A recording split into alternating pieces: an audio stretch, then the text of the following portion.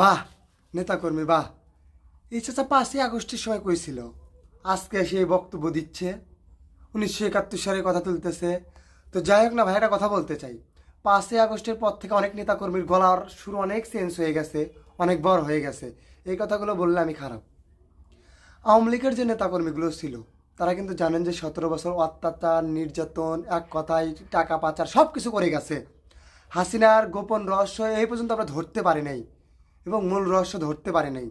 তো যাই হোক না কেন, এই যে হাসিনা অত্যাচার নির্যাতন করে গেছে, একদল খায় গেছে আর একদল খাওয়ার জন্য বসে আছে, সেটা কিন্তু আপনারা জানেন। তো পুরো ভিডিওটা দেখার আগে একটা ছোট্ট অনুরোধ, যদি আপনি আমার চ্যানেল নতুন হয়ে থাকেন অবশ্যই চ্যানেলটা সাবস্ক্রাইব করে দিয়ে যাবেন। চলুন যাই পুরো ভিডিওটা শুরু করি, তাহলে ইনশাল্লাহ বুঝতে পারবেন। আপনারা চালিয়ে হিসাব করবেন। আমি 1972 সালে বগিতে এসেছিল। 1972 সালের ইতিহাস এটা বুড়া মানুষ জানবে। 1972 সালের ইতিহাস মানুষকে গুলি করে হত্যার ইতিহাস, 73 সালের ইতিহাস ব্যাংক ডাকাতি হাইজাকের ইতিহাস, 74 সালের ইতিহাস বাংলাদেশের 16টি বাস্যকাল থাকা অবস্থায় কলা পাতা দখলের ইতিহাস, বাংলার মানুষকে ডেনের ভাত খাওয়ার ইতিহাস, 75 সালের ইতিহাস, 15 মিনিটের পার্লামেন্টের বক্তৃতায় বাকশাল গঠনের ইতিহাস। এবার আবারও হাসিনা সরকার রাষ্ট্র 15 বছরের জন্য। আপনারা এই 15.5 বছর দেখেছেন। 1914 সালে যারা ক্ষমতায় দিচ্ছে 153 এমপি ছাড়াই, 18 সালে দিনের ভর রাতে নিয়েছে, খালেদা জিয়ার বিরুদ্ধে মামলা করেছে, খালেদা জিয়াকে জেলে দিয়েছে, তারেক রহমানকে দেশান্তর করেছে, লক্ষ লক্ষ মানুষকে গুম করেছে, খুন করেছে। এবার সম্পূর্ণ কিছু ব্যাংক ডাকাতি করেছে, লুট করেছে, হাজার হাজার কোটি টাকা বাংলাদেশকে করেছে নিঃস্ব করানোর পর এই ছাত্র আন্দোলন, কৃষক আন্দোলন, শ্রমিক আন্দোলন, বাংলার মানুষের আন্দোলন এবং বিএনপি এবং অন্যান্য সংগঠন আন্দোলনের ফলে শেখ হাসিনা সব পরিবারে গোষ্ঠী সহকারে দেশ থেকে পালাইছে। শেখ হাসিনা ভারতে গেছে।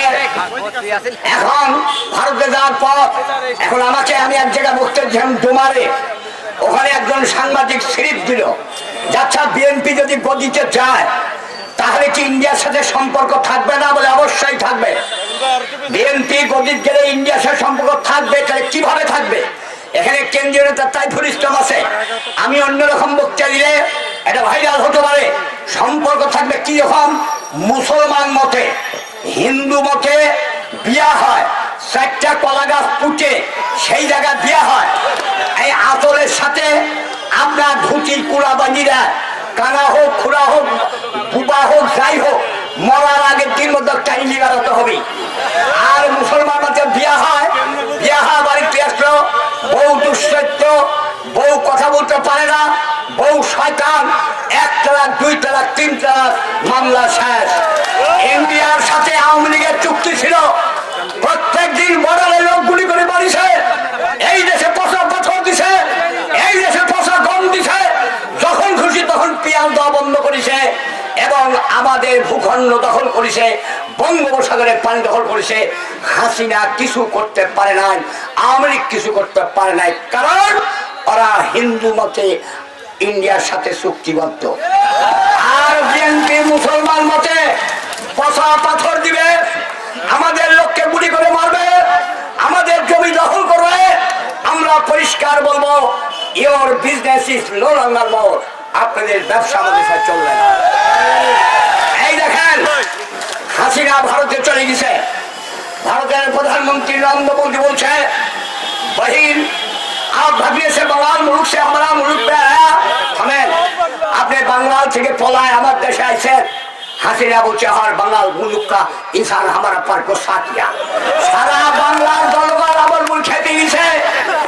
আমি ভাবিয়ে সে हम डर से भाग आया, আমি ভয়ে চোটে পলাইছি।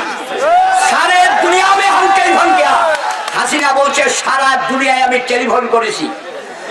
हाँ कोई इंसान, कोनो लोग, कोई प्रेसिडेंट और प्राइम मिनिस्टर, कोनो प्रधानमंत्री प्राइम मिनिस्टर हमको जायगा नहीं दिया था, हमारे जायगा देगी।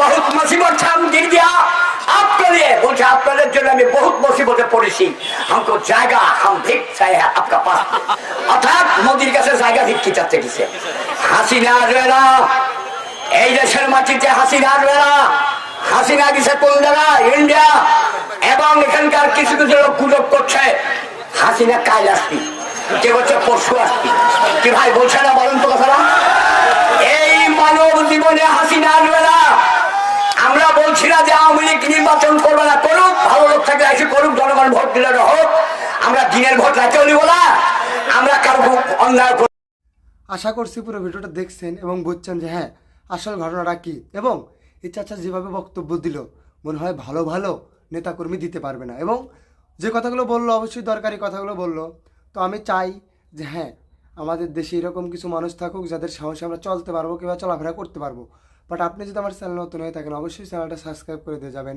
সবাইকে অনেক অনেক ধন্যবাদ আসসালামু আলাইকুম